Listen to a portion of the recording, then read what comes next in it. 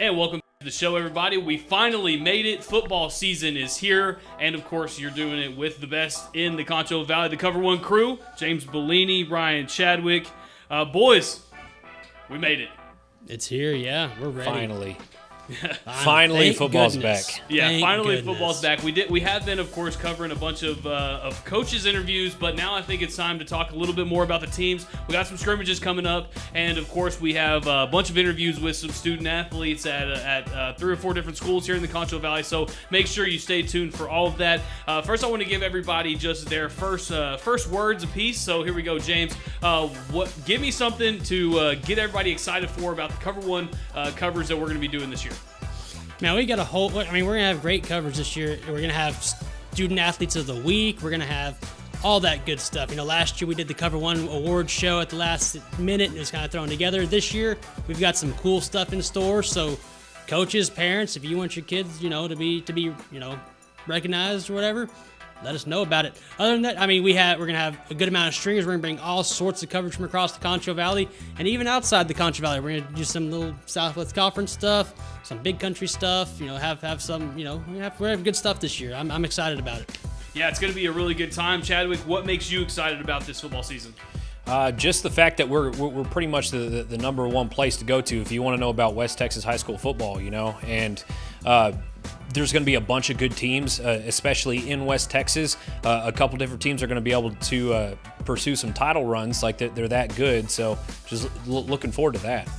All right, well, enough talking about it. Let's get into some of the conversations, of course, here at Cover1, where we're never afraid to share a hot take. So I think that's what we're going to kind of do to start things off. We're going to talk about the scrimmages. So let's talk about first and foremost. It's going to be the Central Bobcats taking on the Central Bobcats. We got a inter squad play here I guess today. Chadwick, give me a little bit more info and, of course, a little bit of Meet the Bobcats action as well. All right, so the inter-squad scrimmage is actually going to take place on Saturday during the Meet the Bobcats event. Now, there has been a time change for Meet the Bobcats. Originally, it was supposed to start at 5:30 on Saturday. Now, it's actually going to take place after the 2 scrimmages. So, the JV starts at 5, and the varsity starts at 6, with Meet the Bobcats following at 7 p.m. And, of course, Meet the Bobcats is a time for everyone in San Angelo to come out and support all the fall sports teams, the 2023 cheerleaders, Texans, and, of course, the Bobcat Band. Pretty much everyone who's in extracurriculars in the fall is going to be at the stadium. So if you want to come check them out for the first time, like free of charge at San Angelo Stadium tomorrow. This will be a good time for the public. James, what are you most looking forward to when we're talking about a little bit of Central Bobcat football? It's about getting some of these guys experience. I said this analogy the other day, this reference about, they're the little Southwest Conference. They have Marcus Davia there at Smith and Legacy. In Friendship, they've got Hud Hutchinson there at quarterback. They were a power team last year. They got a good receiver in Odessa. Of course, Permian is always going to be Permian. And I said they're kind of like the Legion of Doom, and the Justice League graduated from Central. So now they're taking in the Teen Titans. They're all young. So as fast as they can get experience on that squad, the better. And they've got a new defensive coordinator there. And it's going to be interesting. I don't think their defense is going to be better than I think people give them credit for. And Chadwick, I know that a lot of people have been talking this offseason about the Central offense and what the quarterback position is going to look like. I know that everyone loved Tyler Hill. Heck, he was our MVP of the season last year for Cover1. But what are we thinking this year? Are we going to see a big decline, or are we going to see I know we're going to have a quarterback battle. What are we thinking that the Central offense is going to be looking like this upcoming season? I think it's going to look a little bit different from what Central's running, quarterback-centered running offense was last year. Of course, Tyler Hill could sling the ball as well, but he accumulated, over 1,000 yards on the ground just like himself, and that's pretty crazy at the quarterback position. So the 2 guys battling for the spot right now are Christian English, who was Jacob English's younger brother. Jacob English, of course, was a receiver for Central last year. He graduated. And Colton Hill, Tyler Hill's brother.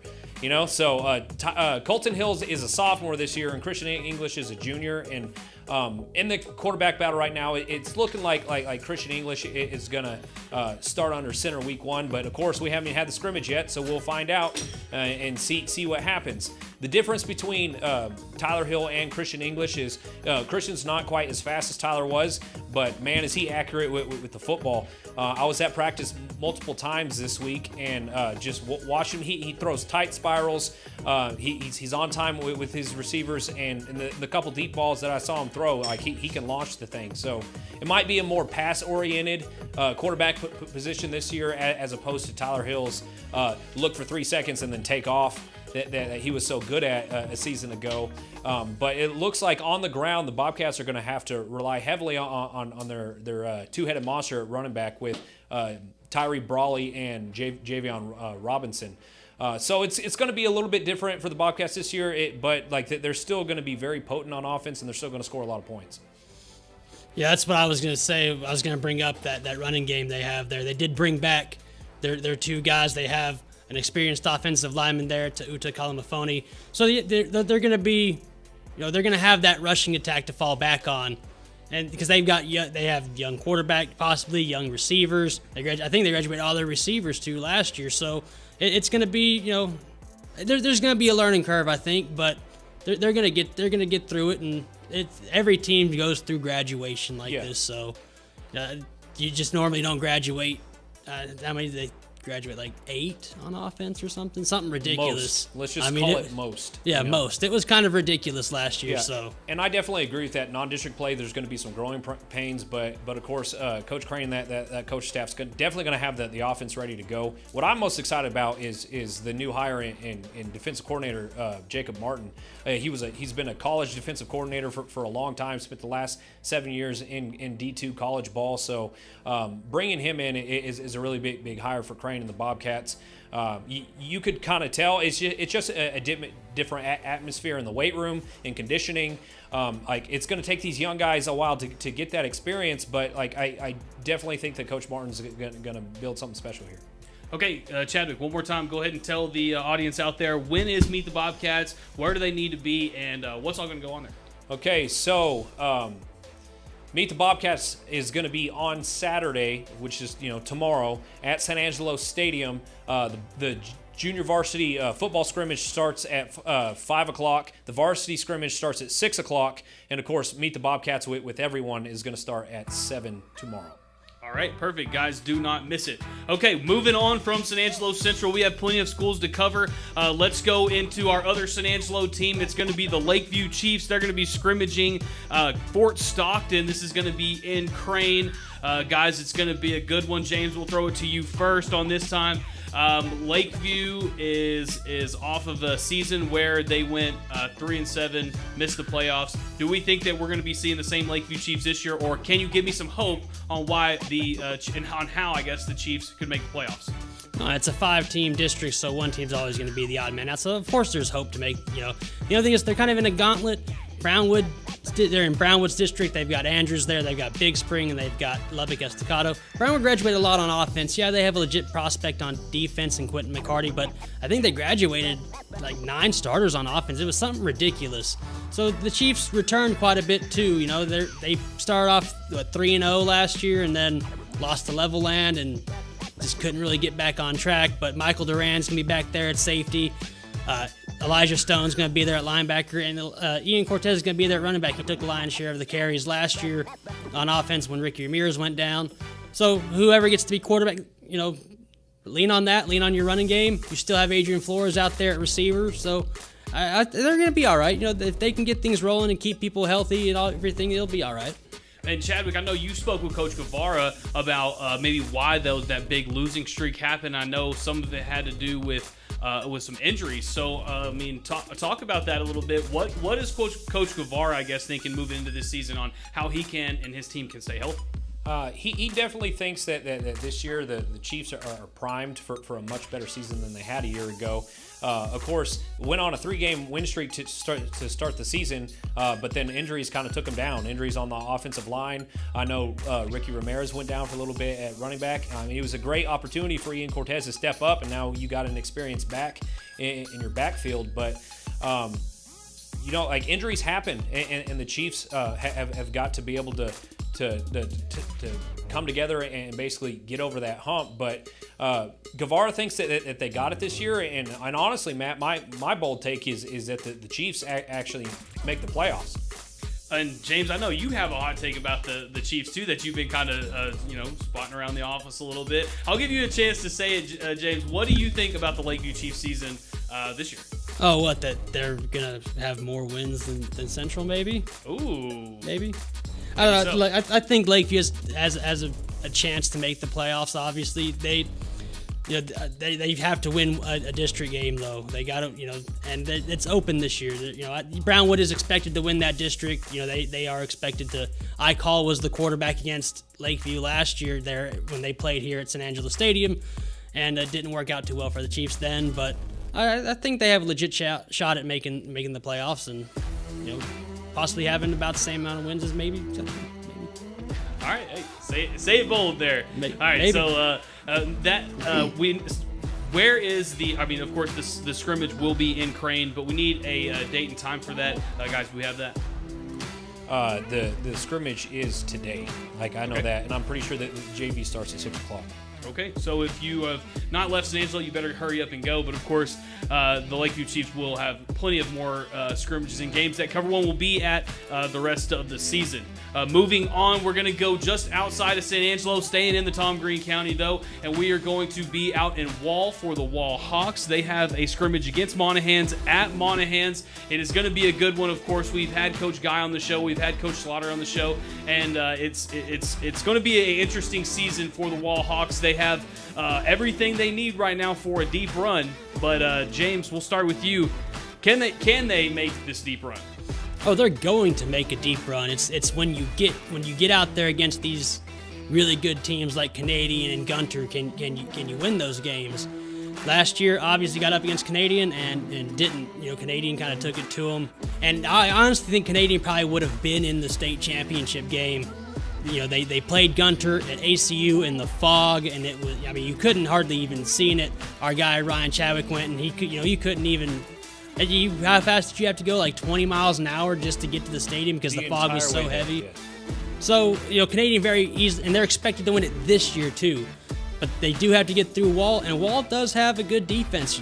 Slaughter, those kids love playing for Coach Slaughter, and they also have the Cover1 Defensive Player of the Year in Brylan White last year, who has done nothing but grow, gotten bigger, gotten stronger. They got Logan Thomas, they got Ryan Allen on that defense. They're going to fly around, they're going to hit you. They kind of changed up their defensive scheme some. Coach Slaughter said that that Cavalier kid from Canadian wakes him up at night in the cold sweat, and I believe it that those coaches watch that film religiously. They are ready to take it and go. They need to get over that hump. They're not going to have much. I don't want to say that. They're not going to have much resistance getting. There's just teams that aren't on their level yet. So even when they get to the playoffs, that first team, they might not even play a game that first game because. Tornillo couldn't even field a team last year, so I'd be, let's see if they can even get one out there this year at the end of the season. Yeah, it's going to be an interesting run, especially when we get late into November and into December. Chadwick, what makes you hopeful that Wall could take home? Maybe we could go be seeing them in Jerry's World. I think it's going to come down to the coaches' hunger to get over the fact that Canadian blew them out last year. We've talked to both Slaughter and Coach Guy, and Coach Guy told me personally, he's like, man, I've watched that Canadian film over 100 times, and it's going to come down to Coach Guy's ability to adapt his offense. And of course, there's not a lot you can do to the triple option to make it more triple option, but different looks, different pulls with some of the offensive linemen, and Coach Guy said so himself this week at practice that he wants Gunnar Dillard to throw the ball more out of play action and stuff like that. And of course, Gunnar Dillard started quarterback as a sophomore. He's had a year to grow. He was throwing some passes at practice and some disguised looks, and the ball was on target, on time, and the receivers were catching the ball. So if you throw in that little wrinkle that is a deep threat when you've been pounding away with the rock, over the last 3 or 4 drives, Wall's going to become more explosive on offense while still being able to maintain their identity of controlling the clock, grinding down the defense, and scoring points, but basically controlling the tempo of the game. Well, guys, before we started this, I wrote this down on my notes, and I'll give out this hot take, and you guys can tell me if I'm wrong or if I'm right. But, you know, this may be the last chance in a long time that Wall has a chance to maybe go and compete for a state championship. There is that possibility that they're going to go up next year and have to go play Jim Ned and have to go play Brock again, and that this may be it. Am I too far off with that? I mean, conference realignment is always a thing that all these smaller schools have to deal with, especially if you're right on the cusp.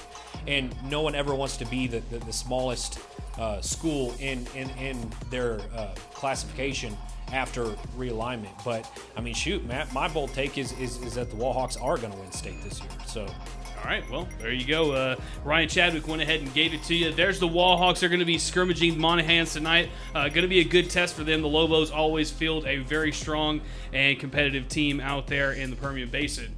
Moving on, we're going to go to TLCA. The TLCA Eagles have a brand new coach, but, you know, they're ready to go. They've had a few weeks to learn this offense, and we're going to get a full test of it tonight as they're going to be playing El Dorado at Lakeview Stadium. Guys, give me the full take here. Chadwick, we'll start with you. You've probably talked to the TLCA coach more than anybody in town, maybe. What is his thoughts about this new season, and what are some of the hopes that the Eagles have? So the TLCA San Angelo is basically facing an uphill battle to start this season. Brought in Coach Paulo Gonzalez. He's a good coach, very well rooted in the spread, and of course TLCA has been running the spread for the past couple seasons now, and like they had one of their best seasons ever a season ago, made the playoffs for the first time in 3A, and like I think Coach Gonzalez knows that he came in late, and he's basically trying to implement his version of the spread, but there's gonna be some growing pains. It's gonna take a minute for the Eagles to basically get up to speed, but they got some talented players. I'll let James tell you about their quarterback, but on the offensive line, several guys over 6 feet tall, and of course you're going to have some of those guys playing both ways. Got some receivers who can really run, so that the deep threat's always going to be there. And I honestly think TLCA is going to surprise some people with year, despite having a new head coach. Yeah, last year was the best season in program history, and they're bringing back their star quarterback. Let me see. Lane Honey. Yeah, Lane Honey. Yeah, coming back. Honey. And if you talk to coaches around the area, they say that this kid can really ball out. James, you've seen him. What do you think? Give me your full. Yeah, that's something that we've heard a lot from coaches in that district, that hey, this kid can really play and he can really sling the ball around. So that's a good thing that he came back and kind of gave Coach Gonzalez that, you know, that experience and everything there on offense. But you talk about that gauntlet of a district they have. Wall is that gauntlet. Early's in that gauntlet. You've got Brady out there, new head coach. You've got Ballinger, who dealt with all sorts of injuries last year. You got Grape Creek, who was rebounding from, you know, a down season last year. So they can absolutely break in and get this, you know, get into the playoffs this year. I think so. I mean, all they have to do is get that 4th seed. And then once you're in the dance, you can play a little bit. And of course, they were able to get there last year, early exit. But you think that built some experience for him, Chadwick? Oh, of course. And the more playoff experience you have, the more likely you are to be able to handle those situations better. And if Paulo Gonzalez can get his guys to the point where they can actually get a playoff win and move on to the second round, that'll be huge for TLCA in San Angelo, and that'll be huge for the San Angelo community in general. All right, James, go ahead and tell them where's this scrimmage going to be at tonight and where they need to be. This is going to be at Lakeview Stadium over there by the Coliseum at 6 o'clock, correct? Yep, 6 o'clock. Yep. Against El Dorado. El Dorado are, you know, Matt's boys out there. They love Matt and El Dorado. There you go. I'm excited to see what the Eagles look like, too, because they also have a very good ball club that is going to be maybe on the up and coming this year, maybe going to make a deep run themselves. Moving on, though, we're going to go to Sonora. James, I know you're chomping at the bit to be talking about this. The Sonora Broncos are going to be against Johnson City at Sonora. There's some very, very high expectations for the Sonora Broncos this year. We're kind of thinking that they're going to be one of our best teams in the Concho Valley. James, give me your full spill. Who and what are these Sonora Broncos? They're going to win. They're going to win a lot of games this year. And I think they can, they're going to get up against Hawley. I think they can play with Hawley, but they're going to get up against those teams like Toller and Crawford and Timpson, who are extremely talented bunches, and it's going to be tough. It's not just going to be a cakewalk. That you got to win 5 games in a row, but they can definitely get through those first couple rounds. They are ready. Jaime Butron, their quarterback, blew up last season, had like 2,600 yards on the ground. Just an amazing athlete. And you saw him, man. He's not the biggest guy, but he's a damn good football player. Edgar DeLuna's getting some more looks on offense this year. He didn't really get that at the beginning of last year. Coach Weston played him more on defense, where he had 200 tackles or something at linebacker. And then you've got guys like Dylan Ford stepping up. You got Elijah Samaniego on the offensive line, who graded out as like a 97 last year at center.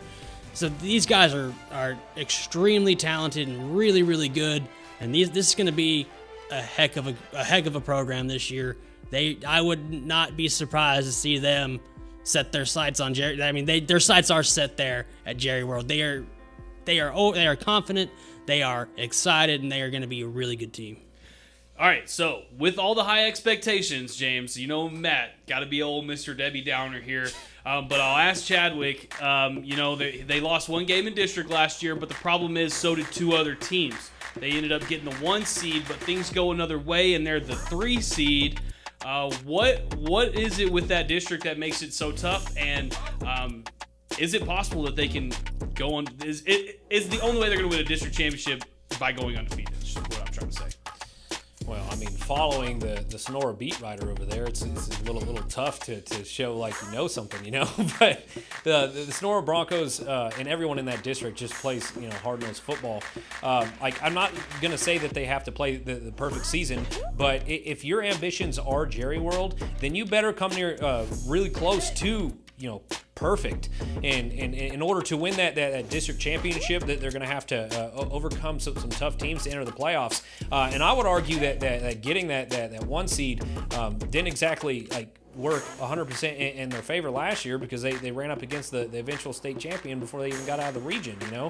So the Sonora Broncos and Coach Weston, they're raring at the bit, ready to go, and they're going to be able to put up a lot of numbers. So their defense is going to be solid in all aspects of the game. Shoot, even their special teams are pretty good this year. So I think that Sonora's primed for a big run. And hey, quarterback, Butron said it himself when he was on an interview with us on the All COVER1 Awards that he guaranteed that they're winning state this year. So I think one thing kind of stands in their way, though, is that you don't hear a lot about Forsan, in the area. They're not really a Concho Valley team, and you don't really hear a lot about them in the area. And you don't hear a lot about Reagan County either. Those are 2 teams that are going to be really good in that district. Ozona might be kind of a surprise team this year. Their quarterback played pretty well, Hudson Fowler, last year. Cristobal kind of trying to find that, their quarterback. Are they going to roll with 2 all season? Who knows? And they've got an offensive line to replace.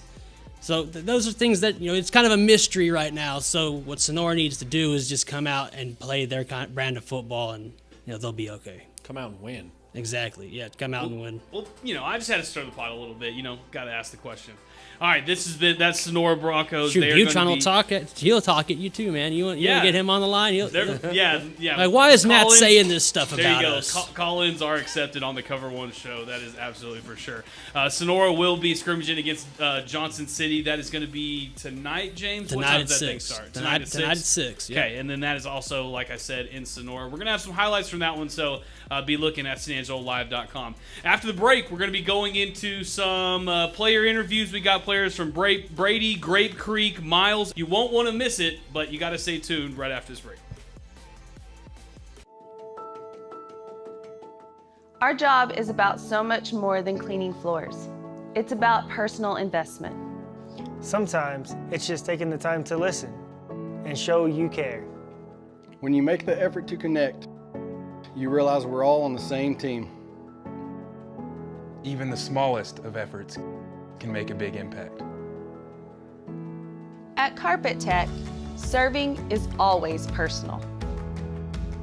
3, 2, 1. And welcome back to the show. We are going to move into the player interview segment of our show today. But we're going to start north of San Angelo up in Grape Creek with Lane Klausner and Braden Winans. All right, joining me here are Braden Winans and Lane Kleesner, two members of the Grape Creek Eagles. Guys, how are we feeling after a full week of practice? The hard work we've been putting in, it's going to constitute to us having a decent season this year. We're looking forward to winning a few games, bouncing back from last year. What about you? I'm really looking forward to it. We got a great group of guys, especially the O-line. They're quite big and athletic, so our skill guys are really good too. We're really focusing on the little details right now, just cleaning up a couple of things here and there, and once we get it all together, we'll be rolling. Our attitude is very, very high right now. We don't have a bunch of negativity.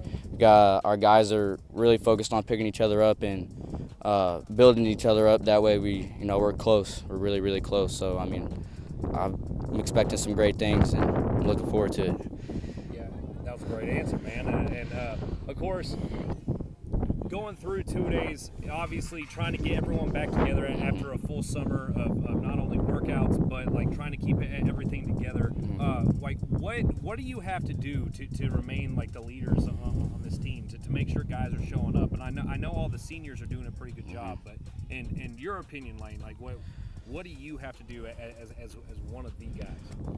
You got to get to know them. Certain guys, they're all different. So you got to get to know them and know how they'll react to certain things and all that. And you really got to push them to be the best they can and push them to be here and want to be here and make it not feel like it's a chore, make it seem fun, but also want to put the work in to be successful as a team and as an individual. And Braden, Coach Steele, when he got a job just now, he was like, we're going to keep putting in this work. We're not going to have another one of those 0-10 seasons. And you can kind of feel it. The culture is changing a little bit. For sure. Talk about just how you feel about how the Grape Creek Eagles are turning things around. Well, the difference in this year and the years past, like Lane already said, we have a way better attitude. Our work ethic is way better. Over the summer we had more people showing up in summer workouts than we have in the past, and that's just gonna constitute to us playing better as a team, and just doing good overall. Yeah, and honestly, I wish you all the best luck in the world, guys.